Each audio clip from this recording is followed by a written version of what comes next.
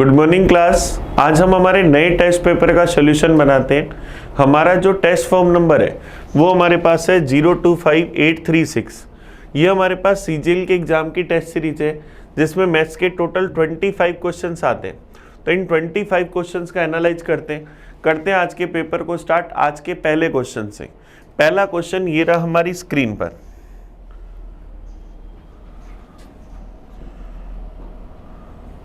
पहला क्वेश्चन देखो हमें क्या करें, which of the following expression is equal to the expression x square minus 3x plus 2 upon x square minus 4।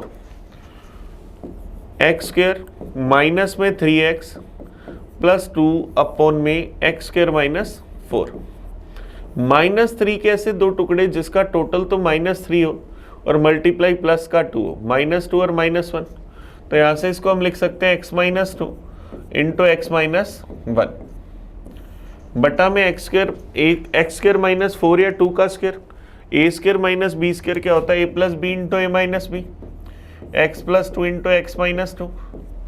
X minus 2 से X minus 2 cut गया तो X minus 1 upon में X plus 2, ये हमारा आंसर आ जाएगा। तो ऑप्शन बी हमारा आंसर आ गया।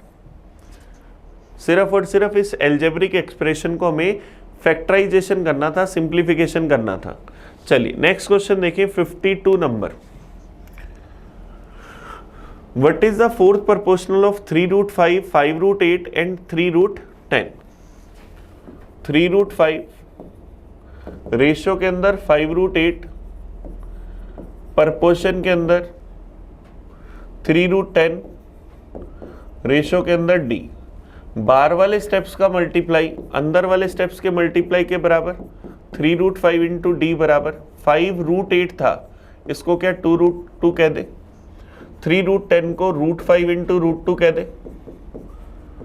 तो 3 से √5 से 3√5 कैंसिल। तो डी की वैल्यू क्या आई, 5 दूनी 10, 10 इंटू 2 20। तो डी की वैल्यू क्या आ जाएगी 20। तो इसका फोर्थ प्रोपोर्शनल क्या आ जाएगा 20 आ जाएगा। इसका चतुर्थ समानुपाती तो वो क्या आ जाएगा 20। चलिए नेक्स्ट क्वेश्चन देखिए, क्वेश्चन नंबर 53। tan थीटा अगर 8/15 है तो हमें इसकी वैल्यू बतानी है कि क्या होगी। tan theta 8/15। tan थीटा होता है परपेंडिकुलर अपॉन बेस। तो अगर हम एक राइट एंगल ट्रायंगल बनाए तो परपेंडिकुलर कितना है 8, बेस कितना है 15। तो 8, 15 और 17 ट्रिपलेट रेशियो होते हैं। तो मुझे फाइंड क्या करना है, रूट में 1 माइनस साइन थीटा अपॉन में 1 प्लस साइन थीटा। अब यहाँ से साइन थीटा का मान निकालें तो वो क्या होगा, परपेंडिकुलर अपॉन हाइपोटेनियस। परपेंडिकुलर कितना 8, हाइपोटेनियस कितना 17। तो क्या आ जाएगा, रूट में 1 माइनस 8/17 बटा में 1 प्लस 8/17। तो क्या आ जाएगा 17 माइनस 8 बटा में 17 प्लस 8, क्योंकि एलसीएम वाला 17 तो कट जाएगा और ये पूरी वैल्यू रूट में। 17 में से 8 गए 9, 17 प्लस 8 25, तो 9/25 रूट में, इसका मतलब ये 3/5 ये हमारे पास आ जाएगा। तो ऑप्शन बी हमारा आंसर आ जाएगा। चलिए नेक्स्ट देखिए क्वेश्चन नंबर 54। 54 देखो डीआई का क्वेश्चन है। Study the given table and answer the question that follow. हमें कह रहे दी गई तालिका का अध्ययन करें और प्रश्नों का उत्तर दें। The table represent the mathematics marks of 5 student. 5 छात्रों के गणित के अंकों को दर्शाता है। What is the average marks. हमें इनका एवरेज स्कोर चाहिए तो सबका टोटल कर ले। 5 + 2 7, 4 11, 4 15, कैरी आ गई 1, 10 और 8 18 और 7 25 और 32 और 8 40, 405। टोटल कितने स्टूडेंट है 5, 405/5 81। तो इनका एवरेज स्कोर क्या आ जाएगा 81। ऑप्शन सी हमारा आंसर आ जाएगा। चलिए नेक्स्ट क्वेश्चन देखिए, क्वेश्चन नंबर 55। इसी डीआई पर एक ही क्वेश्चन था। 55 नंबर देखते हैं। A man buy an article for ₹80 and marks it rupees at 125. He then allows a discount of 40%. What is the percentage of loss or gain? 80 रुपए की वस्तु खरीदता है, उस पर 125 रुपए अंकित करता है, 40% का डिस्काउंट देता है और लाभ या हानि प्रतिशत बताना है। तो एमआरपी अपॉन सीपी बराबर 100 प्लस माइनस प्रॉफिट या loss upon 100 minus discount. MRP कितना 125, कॉस्ट प्राइस हमारे पास कितना 80, प्रॉफिट लॉस नहीं पता, वही फाइंड करना है। डिस्काउंट कितना दे रहे हैं 40% का, मतलब 100 माइनस 40 कितना आ गया 60। तो यहाँ से ये मेरे पास चला जाएगा 20 से 3 बार, ये चला जाएगा 4 बार, 3 का ऊपर गुना कर दो तो 125 गुना 3 375 बट्टा में 4 बराबर 100 प्लस माइनस प्रॉफिट या लॉस। 375 में 4 का भाग दूं तो 9 चौक 36, 15, 9 तिये 12, 4 तिये 12 बच जाएगा 3, 93.75 बराबर 100 माइनस लॉस। 100 से छोटा आ रहा है, इसका मतलब लॉस ही होगा, तो लॉस की वैल्यू क्या आ जाएगी 100 माइनस 93.75, तो क्या आ जाएगा 6.25। तो लॉस कितने परसेंट का हो गया 6.25% का। ये हमारा आंसर आ जाएगा। आप अगर ऐसे नहीं करना चाहो तो डायरेक्ट भी कर सकते हो। कॉस्ट प्राइस 80, एमआरपी 125, इस पर डिस्काउंट दिया 40% का। 125 का अगर 40% निकालें 2/5 तो क्या आ जाएगा 50। 50 का डिस्काउंट दिया तो बेचा कितने में 75 में। 80 वाली चीज 75 में बेची तो 5 का लॉस 80 पर, परसेंटेज में चाहिए इंटू करा 100% से। 5/80 का 1/16 और 1/16 की वैल्यू 6 से 1/4% या 6.25% लॉस। ऑप्शन सी हमारा आंसर आ गया। दोनों में से जो आपको बेस्ट लगे। नेक्स्ट देखते हैं क्वेश्चन नंबर 56। 56 देखो हमें क्या कह रहा है। सुभाष एक 3.15 मीटर लंबे पेड़ और एक 11.25 मीटर ऊंची इमारत इस प्रकार से स्थित है खड़े हैं कि जमीन पर उनके आधार एक रेखा में स्थित है। पेड़ सुभाष और इमारत के बीच में स्थित है। पेड़ सुभाष से 7.5 मीटर की दूरी पर और इमारत से 45 मीटर की दूरी पर स्थित है। इसके अलावा सुभाष की आंख पेड़ का शीर्ष और इमारत का शीर्ष एक ही पंक्ति में। जमीन से वह हाइट ज्ञात करो जिस ऊंचाई पर सुभाष की आंखें स्थित है। अब देखो ये हम डायग्राम बनाते हैं। ये हमारे पास यहाँ पर एक पेड़ है, या ये मैं कह सकता हूँ ये हमारी इमारत थी। ये रास्ते में यहाँ पर कोई एक पेड़ है और ये सुभाष खड़ा है। अब क्या हुआ, सुभाष ने जब देखा तो ये सारे क्या है, इनके शीर्ष एक ही पंक्ति में। सुभाष की ये आंख है। पेड़ जो है वो सुभाष से कितनी दूरी पर है, 7.5 मीटर, 7.5 मीटर। और पेड़ से जो बिल्डिंग है वो कितनी दूरी पर है, 45 मीटर पर। ये कितनी दूरी पर है, 45 मीटर पर। तो हमें क्या बताना है कि ये जो सुभाष है इसकी आंख धरातल से कितनी हाइट पर है। मान लिया ये हाइट h है, पेड़ की हाइट हमारे पास है 3.15 मीटर।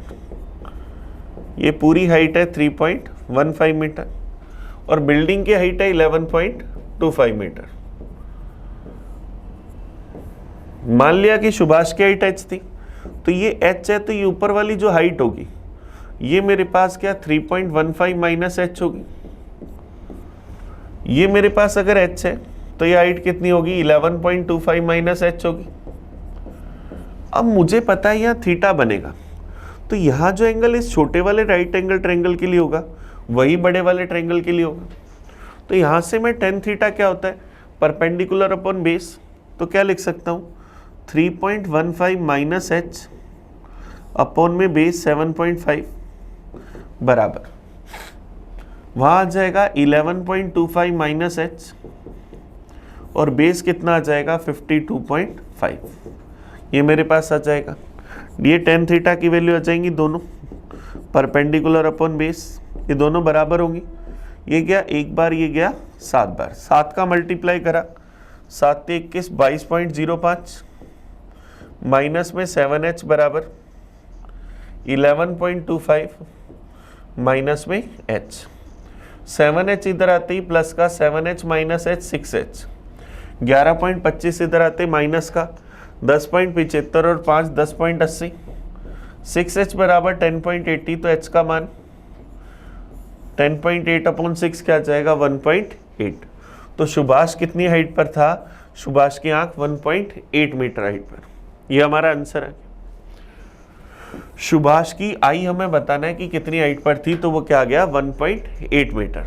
चलिए नेक्स्ट क्वेश्चन देखते हैं 57 number. The length of two parallel कोड of a circle are 10 centimetre and 24 centimetre lies on the opposite side of the centre. If the smallest chord is 12 centimeter from the center, what is the distance between the two chords? हमारे पास ये एक वृत्त है, इसके अंदर हमारे पास दो जीवाएं हैं जो एक दूसरे के समांतर है। एक की लेंथ है 10, दूसरे की लेंथ है 24, दोनों सेंटर से अपोजिट डायरेक्शन के अंदर है। फिर हमें दे रखा है छोटी जीवा की केंद्र से दूरी 12 है। ये जो दूरी है ये 12 है, ये 12 है तो ये 5 होगी, तो सर्किल की जो रेडियस होगी वो क्या आ जाएगी 12 और 5 से 13, तो यहाँ भी रेडियस क्या होगी 13। ये 24 है, इस पर अगर मैं लंब डालूंगा, ये हाइट अगर मैं h कहता हूँ तो ये 12, ये 13 12, तो ये कितनी 5, तो ये दूरी 5 है, ये दूरी 12 है, तो दोनों जीवाओं के बीच की दूरी बतानी है, तो 12 + 5 कितना आ जाएगा 17, ये हमारा आंसर आ जाएगा।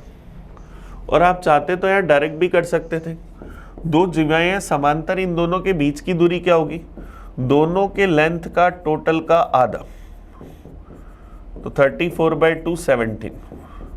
डायरेक्ट आप ये आंसर भी निकाल सकते थे, क्योंकि इससे रिलेटेड डायरेक्ट कंसेप्ट होता है कि अगर दो जीवाएं एक दूसरे के समांतर हैं तो दोनों के बीच की दूरी दोनों के लेंथ के टोटल के आधे के बराबर होगी। जब दोनों अपोजिट साइड है, सेम साइड हो तो डिफरेंस के आधे के बराबर। चलिए नेक्स्ट देखते हैं 58 number. If theta is an acute angle and cos theta is equal to 39/89, then what is the value of sine theta. Cos theta हमें दे रखा है 39/89। कोस थीटा होता है बेस अपॉन हाइपोटेन्यूस। तो अगर मैं एक राइट एंगल ट्रायंगल बनाऊं तो बेस होगा 39 और हाइपोटेन्यूस होगा 89, तो परपेंडिकुलर स्क्वायर क्या होगा hypotenuse square minus base square, तो 89 का स्क्वायर माइनस में 39 का स्क्वायर, तो क्या आ जाएगा 89 + 39 इंटू में 89 माइनस 39, तो यहां से क्या आ जाएगा 9 दूनी 18, 128 गुना में 50, तो क्या 256 गुना 25, तो परपेंडिकुलर स्क्वायर की वैल्यू, तो परपेंडिकुलर की वैल्यू 16 गुना 5 80, तो हमें क्या चाहिए साइन थीटा। साइन थीटा होता है परपेंडिकुलर अपॉन हाइपोटेन्यूस, तो 80/89, ये हमारा आंसर आ जाएगा। ऑप्शन सी इसका आंसर आ जाएगा। तो हमें यहाँ से साइन थीटा की वैल्यू मिली 80/89। चलिए नेक्स्ट क्वेश्चन देखते हैं 59। 59 देखो हमारे पास डीआई का क्वेश्चन है। हमें क्या कह रहे हैं, the given table shows the number of the birds received in the train ABC on a particular day under different class, study the given table and answer the questions. दी गई तालिका में अलग अलग श्रेणियों के तहत एक विशेष दिन पर रेल ABC में आरक्षित बर्थ की संख्या को दर्शाया गया, अध्ययन कीजिए और प्रश्न का उत्तर दीजिए। How many berths in all the classes together are vacant in train B and C। B और सी के अंदर, ट्रेन बी और सी के अंदर सभी श्रेणियों को मिलाकर कितनी बर्थ खाली है। AC क्लास की कैपेसिटी है 200, यहां पर बी में 190 ऑक्यूपाइड है, तो कितनी खाली है 10, सी में कितनी खाली है 2, तो दोनों में मिलाकर कितनी खाली हो गई 12। स्लीपर क्लास की कैपेसिटी 200, यहाँ 183 भरी हुई है, तो 17 खाली, और यहाँ कितनी खाली 9, 17 और 9 क्या आ जाएगा 26। चेयर कार की कैपेसिटी 400, 348 भरी हुई है, तो 52 यहाँ पर वैकेंट है और 36 यहाँ पर वैकेंट है, तो मेरे पास कितनी वैकेंट होगी 88। फर्स्ट क्लास की कैपेसिटी 300, 215 अगर भरी हुई है तो 85 वैकेंट है, 291 भरी हुई है तो 9 वैकेंट है, तो टोटल कितनी वैकेंट हुई 94। सेकंड क्लास की कैपेसिटी 500 जिसमें से 414 यहाँ भरी हुई है तो 86 वैकेंट है, यहाँ पर 16 वैकेंट है, तो यहाँ से क्या जाएगा 6 दूनी 12, 102। तो ये हमारे पास इतनी इतनी सीटें खाली होगी। अब हमें इनका टोटल चाहिए, तो 12, 26, 88, 94 और 102, 102 इन सबको ऐड कर लेते हैं। 6 2 8, 8 दूनी 16, 16 और 4 20 और 2 22, 2 कैरी आ गई, 3 और 2 5, 5 और 8 13, 13 और 9 22, 13 और 9 22, तो 2 कैरी आ गई, 2 और 1 3, 322। तो हमारे पास कितनी बर्ड्स खाली हैं 322, ये हमारा आंसर आ जाएगा। चलिए नेक्स्ट क्वेश्चन देखिए, question number 60। The mark price of a sun glasses is 1350, it is sold at 1188 after allowing certain discount, find the rate of discount. हमें कह रहा है हमारे पास एक सन ग्लास है, ये प्लास नहीं है सन ग्लास है भाई, इसका अंकित मूल्य 1350 रुपए, एक निश्चित डिस्काउंट देने के बाद 1188 रुपए में बेच दिया जाता है, तो डिस्काउंट की दर एमआरपी हमें दे रखी है 1350, सेलिंग प्राइस हमारे पास 1188 रुपए, तो हमने इस पर कितना डिस्काउंट दिया 162 रुपीज का, 162 रुपीज का डिस्काउंट दिया कितने पर 1350 पर, परसेंटेज में चाहिए इंटू करा 100% से, 0 से 0 कैंसिल, 5 से क्या 2 बार, 5 से चला गया 27 बार, 27 से अगर इसको काटे तो 27 से चला जाएगा 6 बार, 6 दूनी 12%, तो कितना डिस्काउंट दिया गया 12% का, ये हमारा आंसर आ गया। चलिए नेक्स्ट क्वेश्चन देखिए 61 नंबर। a प्लस 1/a बराबर अगर 5 है तो a cube plus 1/a cube क्या होगा, a cube plus 1/a cube क्या होगा, a प्लस 1/a का होल क्यूब माइनस में 3a plus 1/a, a plus 1/a 5 है तो 5 का क्यूब 125, माइनस में 5 दिए 15, 125 में से 15 गए 110, तो हमारा आंसर क्या आ जाएगा ऑप्शन डी, ऑप्शन डी इसका सही आंसर आ जाएगा। नेक्स्ट देखते हैं question number 62। tan theta into tan 2 theta बराबर 1 है, तो हमें कोट 5 थीटा का मान बताना है कि क्या होगा। अब tan theta into tan 2 theta 1 कब होगा, जब दोनों के एंगल का सम 90 डिग्री होगा, तो 3 थीटा बराबर 90 डिग्री, तो थीटा बराबर 30 डिग्री। हमें वैल्यू चाहिए कोट 5 थीटा की, थीटा की जगह 30 डिग्री रखूं तो क्या जाएगा कोट 150 डिग्री, कोट 150 डिग्री को क्या हम कोट 180 माइनस 30 डिग्री लिख सकते हैं। सेकंड क्वाड्रेंट में कोट नेगेटिव, 180 माइनस थीटा पर नो चेंज, तो माइनस का कोट 30 डिग्री। अब कोट 30 डिग्री की वैल्यू √3, तो माइनस का √3 हमारा आंसर आ गया, ऑप्शन सी इसका सही आंसर है। चलिए नेक्स्ट क्वेश्चन देखते हैं, question number 63। A man sell rice at 8% profit and use weight 25% less than the actual measure. What is the percentage profit? एक आदमी 8% लाभ पर चावल बेचता है, लेकिन वास्तविक माप से 25% कम माप का यूज करता है, तो उसका लाभ प्रतिशत बताना है। कॉस्ट प्राइस अगर 100% माना तो 8% लाभ पर बेचता है, तो सेलिंग प्राइस कितना हुआ 108%, लेकिन वो 25% कम माप का बाट यूज करता है, इसका मतलब 1 kg 1000 ग्राम की जगह 25% कम, मतलब 250 ग्राम कम 750 ग्राम का बाट यूज करता है। 750 ग्राम का कॉस्ट प्राइस 75%, 75% वाली चीज 108% में बेची, तो प्रॉफिट कितना हुआ 33% का। कितने पर 75 पर, परसेंटेज में चाहिए इंटू करा 100% से। 25 से गया 3 बार, 25 से गया 4 बार, 3 से गया 11 बार, 11 इंटू 4 44%, तो उसका प्रॉफिट कितना हो जाएगा 44%। तो 63 का आंसर क्या आ जाएगा ऑप्शन ए। चलिए नेक्स्ट क्वेश्चन देखिए, क्वेश्चन नंबर 64। नेक्स्ट 64 देखते हैं। The simple interest in rupees round off to the 10th place on the rupees 12,300 from 22 May 1993 to 2 August 1993. Both days are included at the rate of 12% per annum. Sorry, principal हमें दे रखा है 12,300 रुपए, rate हम लोगों को दे रखी है 12%। रेट हम लोगों को दे रखी है 12%। हम लोगों को उसका एसआई बताना है कि एसआई कितना होगा। टाइम हम लोगों को दे रखा है 22 मई 1993 से 2 अगस्त 1993 तक, ये हम लोगों को दे रखा है। हमें इसका सिंपल इंटरेस्ट बताना है। मई में टोटल 31 दिन होते हैं, तो 22 तारीख से लेकर 31 तारीख तक टोटल कितने दिन हुए? 10। जून में 30 दिन, जुलाई के 31 दिन और अगस्त के 2 दिन। 10 दिन तो मई के, 30 दिन जून के, 31 दिन जुलाई के और 2 दिन अगस्त के।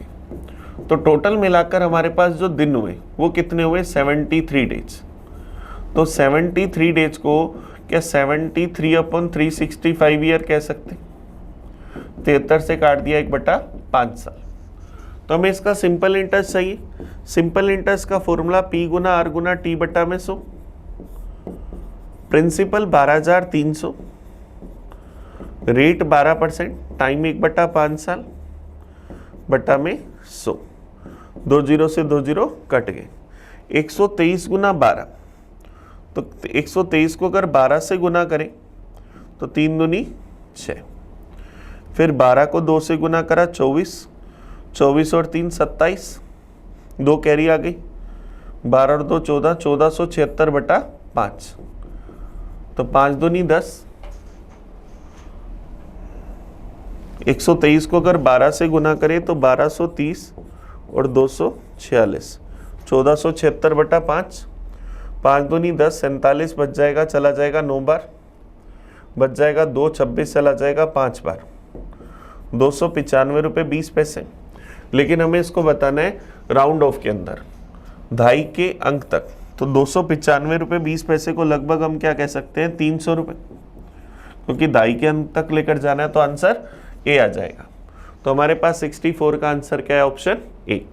चलिए नेक्स्ट क्वेश्चन देखते हैं। 65 नंबर, ये एसआई का बड़ा इजी सा क्वेश्चन था।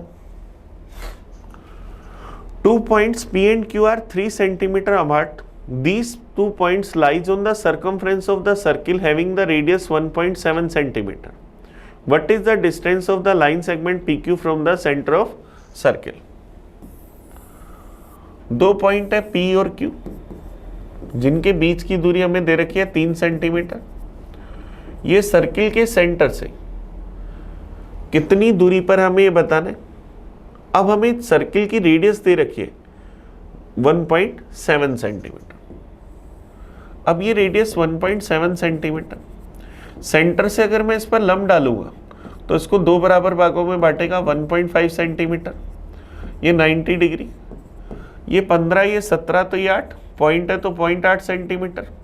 तो सर्किल के सेंटर से उसकी दूरी कितनी आ गई? 0.8 सेंटीमीटर, क्योंकि 8, 15 और 17 हमारे पास ट्रिपलेट रेशियो होते हैं। तो ऑप्शन आ गया ए। चलिए नेक्स्ट क्वेश्चन देखिए, क्वेश्चन नंबर 66।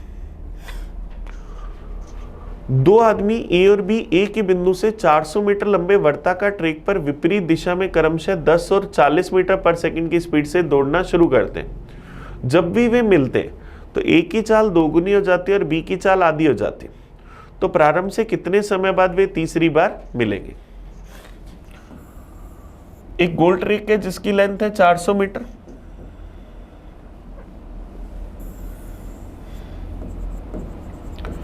दो लोग यहां से चले ए और बी विपरीत दिशा में। ए की स्पीड हम लोगों को दे रखी है 10 मीटर पर सेकंड और बी की स्पीड हम लोगों को दे रखी है 40 मीटर पर सेकेंड। तो अब हमें यहाँ से अगर इनका निकालें कि फर्स्ट राउंड में कितने टाइम बाद मिलेंगे, मिलने का टाइम होता है relative distance upon relative speed. दोनों के बीच की दूरी 400, दोनों अपोजिट डायरेक्शन में जा रहे हैं, दोनों की स्पीड का टोटल 50, 400 मीटर बटा 50 मीटर पर सेकंड, तो कितने सेकंड बाद मिलेंगे, 8 सेकंड बाद। अब ये 8 सेकंड बाद मिल गए। अब 8 सेकंड बाद मिलने के बाद अब जैसे ये मिलते हैं, जब भी वे मिलते हैं तो ए की चाल दोगुनी हो जाती है और बी की चाल आधी हो जाती है। ये फर्स्ट टाइम हुआ। सेकंड टाइम अगर बात करें तो ये हमारे पास जो ये वर्ताकार स्टेडियम है, इसकी लेंथ तो 400 मीटर, ए की चाल दोगुनी, तो ए की चाल दोगुनी इसका मतलब ए की चाल 20 मीटर पर सेकंड और बी की चाल आधी, बी की चाल 20 मीटर पर सेकंड। तो इस बार मिलने का time relative distance upon relative speed. Relative distance 400, relative speed 40, दोनों अपोजिट डायरेक्शन में जा रहे हैं, तो कितने सेकंड बाद मिलेंगे, 10 सेकंड बाद। फिर थर्ड टाइम ए की स्पीड फिर डबल कर दे, क्योंकि जब भी वे मिलते हैं whenever they meets A speed double and B speed halves, मतलब उसकी स्पीड आधी हो जाती, तो ए की स्पीड डबल हो जाती है, इसका मतलब ए की स्पीड 40 मीटर पर सेकंड, बी की स्पीड 10 मीटर पर सेकंड। तो अब मिलने का time relative distance upon relative speed. Relative distance 400, relative speed 50, तो कितने सेकंड बाद मिलेंगे, 8 सेकंड बाद। तो टोटल टाइम कितना लगा 3 राउंड्स में मिलने का, पहली बार 8 सेकंड, दूसरी बार 10 सेकंड, तीसरी बार फिर 8 सेकंड, तो 16 और 10 26 सेकंड। तो टाइम हमें कितना मिल गया, 26 सेकंड। तो प्रारंभ से कितने समय बाद वे तीसरी बार मिलेंगे, 26 सेकंड बाद। ये हमारा आंसर आ जाएगा। सॉरी, नेक्स्ट क्वेश्चन देखिए, क्वेश्चन नंबर 67।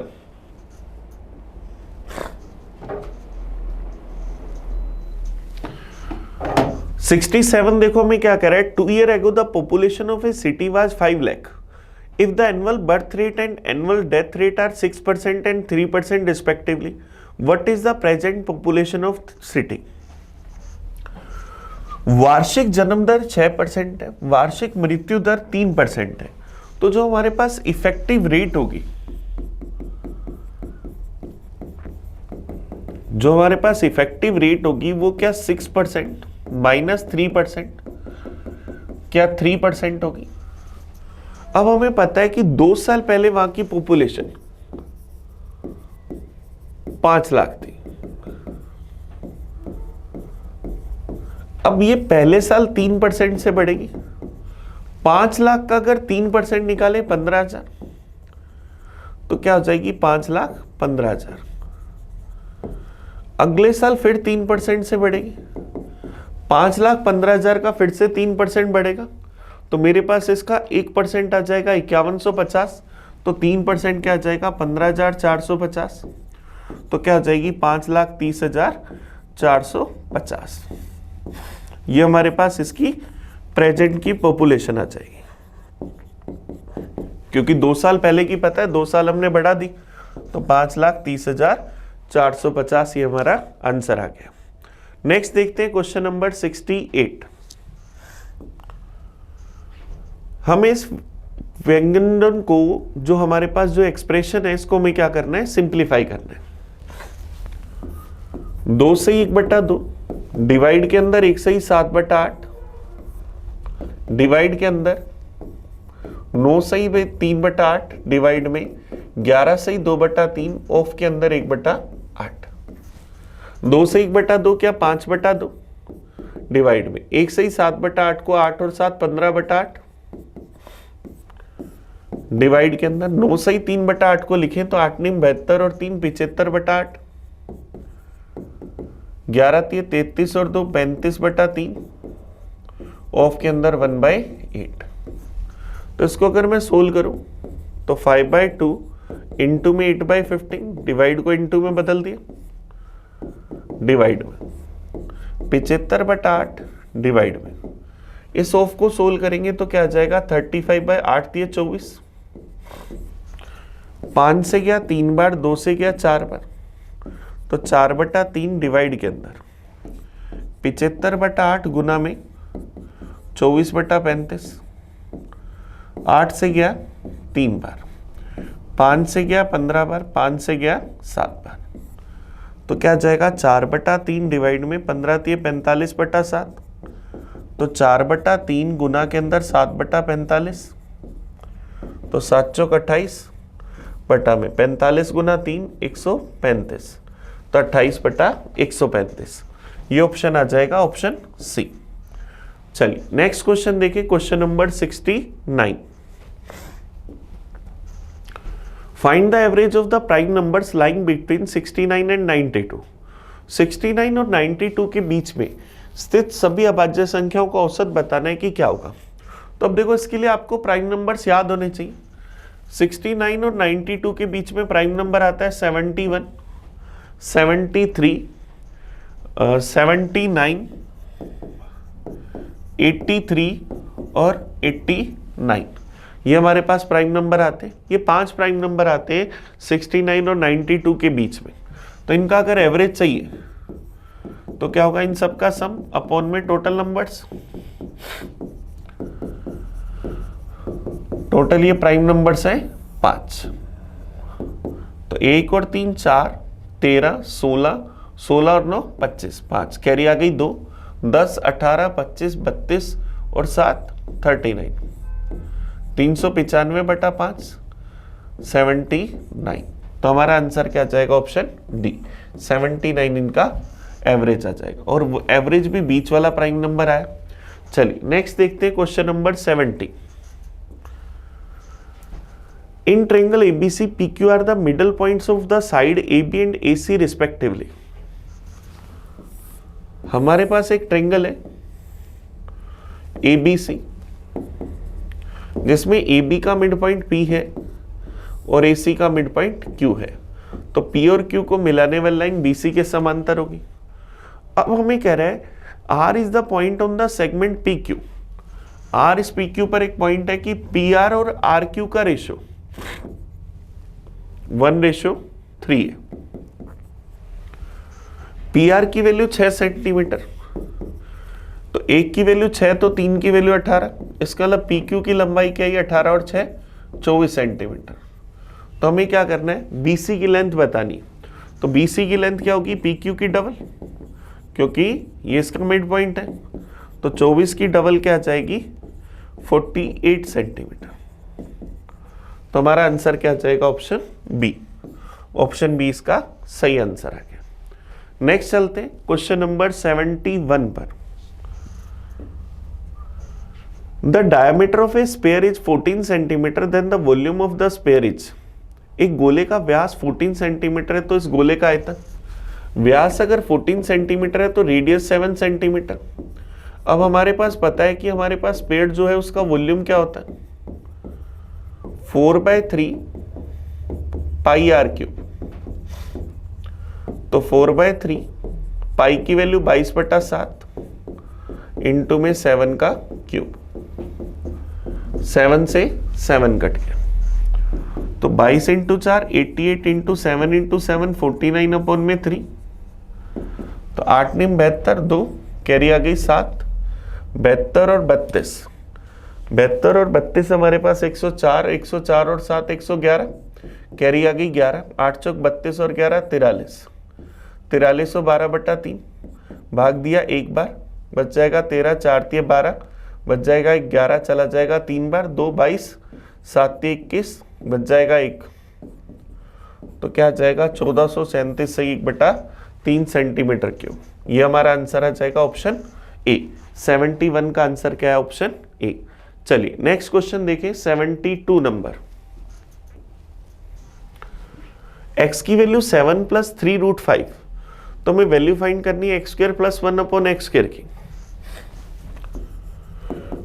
x है 7 + 3√5, तो 1/x क्या होगा, 1/7 + 3√5। रेशनलाइजेशन कर दे तो 7 माइनस रूट 3√5 से ऊपर नीचे मल्टीप्लाई कर दे तो 1/x की वैल्यू 7 माइनस 3√5 अपॉन में 49 माइनस में 45 क्या आ जाएगा 4। तो मुझे x square plus 1/x square चाहिए, तो इसको हम क्या x प्लस 1/x का होल स्क्वायर -2 लिख सकते। x की वैल्यू 7 प्लस 3√5, 1/x की वैल्यू 7 माइनस 3√5 अपॉन 4 का होल स्क्वायर माइनस में 2। 4 एलसीएम ले लिया, 7 चौक 28, 4 दिए 12√5 प्लस 7 माइनस 3√5 का होल स्क्वायर माइनस में 2। 28 और 7 35 प्लस 9√5 अपॉन 4 का होल स्क्वायर माइनस में 2। 35 का स्क्वायर 1225 प्लस 9 का स्क्वायर 81, 5 का स्क्वायर 5, √5 का स्क्वायर 5, 81 इंटू 5 405 प्लस के अंदर 35 इंटू 9 315 इंटू 2 630 √5 बट्टा में 16 माइनस में 2। तो इसको मैं क्या लिख सकता हूं, 12 और 4 1630 प्लस 630 √5 माइनस में 16 दूना 32 बटा में 16। तो 1630 में से 32 गए तो 1598 प्लस 630 √5 बटा में 16। 2 का अगर भाग दे दें 799 प्लस 315 √5 बटा में 8, ये हमारा आंसर आ जाएगा। तो ये ऑप्शन कौन सा आ जाएगा, ऑप्शन डी। ऑप्शन डी इसका सही आंसर आ गया। नेक्स्ट क्वेश्चन देखते हैं, क्वेश्चन नंबर 73।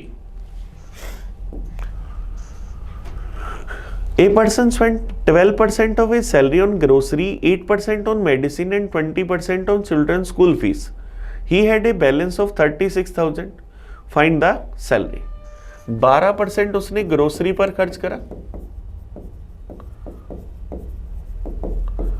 8% उसने मेडिसिन पर खर्च करा, 20% उसने स्कूल फीस पर खर्च करा। तो टोटल कितना खर्च करा, 40%। इनकम अपने आप में 100%, उसमें से अगर 40% खर्च कर दिया तो बचाएगा कितना, 60%। हम कह रहे हैं 60% बचाएगा, वो क्या कह रहे हैं, मैं कितने रुपए बचा रहा हूं, 36,000 रुपए। हमें उसकी इनकम चाहिए, तो 36,000 रुपए की वैल्यू 60%, वैल्यू चाहिए 100% की। परसेंटेज से परसेंटेज गया, ये चला गया मेरे पास 60 से 6 बार, 600 गुना 100 60,000। तो उसकी इनकम क्या आ जाएगी, 60,000 रुपीज। ये हमारा आंसर आ गया। तो ऑप्शन सी इसका सही आंसर है। नेक्स्ट देखते हैं क्वेश्चन नंबर 74। देखो डीआई का question, the flowing table shows the earning of different firms in rupees crore in different year. अलग अलग वर्षों में विभिन्न फर्मों की कमाई दिखाता है। The earning of which firm was highest in the year 2015। 2015 में किस फर्म की कमाई सबसे ज्यादा थी, हाईएस्ट हमें बताना है। तो हाईएस्ट हमारे पास वैल्यू क्या है, 68। ये कौन सी फर्म है, आर। तो हमारा आंसर क्या आ जाएगा, ऑप्शन ए, आर फर्म की कमाई सबसे ज्यादा थी, 68 करोड़। नेक्स्ट देखते हैं question number 75। 3 people ABC work together and finish a work in 9 days. 3 आदमी ABC मिलकर एक काम को 9 दिन में करते हैं। If A alone finish the same work in 18 days, A अकेला इस काम को 18 दिन में करता है और B अकेला इस काम को 30 दिन में। तो हमें बताना है कि C अकेला इस काम को कितने समय में कर लेगा। सबसे पहला काम टोटल वर्क निकाला, क्या आया, 90। तीनों की एफिशिएंसी 10, ए की एफिशिएंसी 5, बी की एफिशिएंसी 3, दोनों की एफिशिएंसी 8, तीनों की एफिशिएंसी 10, तो सी की एफिशिएंसी 2। तो सी इस काम को कितने टाइम में करेगा? टोटल वर्क अपॉन एफिशिएंसी 90/2 45 दिन में। तो ऑप्शन बी हमारा आंसर आ गया। चलिए, तो हमने क्या करा, पेपर के पूरे 25 क्वेश्चंस का एनालाइज करा। आप इस वीडियो को बड़े अच्छे से देखना। आपको कहीं भी कोई डाउट हो तो मुझे कमेंट करके बताना, ताकि मैं आपको उसका सोल्यूशन दे सकूं। हम मिलेंगे नए पेपर में नए सोल्यूशन के साथ। तब तक थैंक यू। मैं आपका अपना प्रिंस।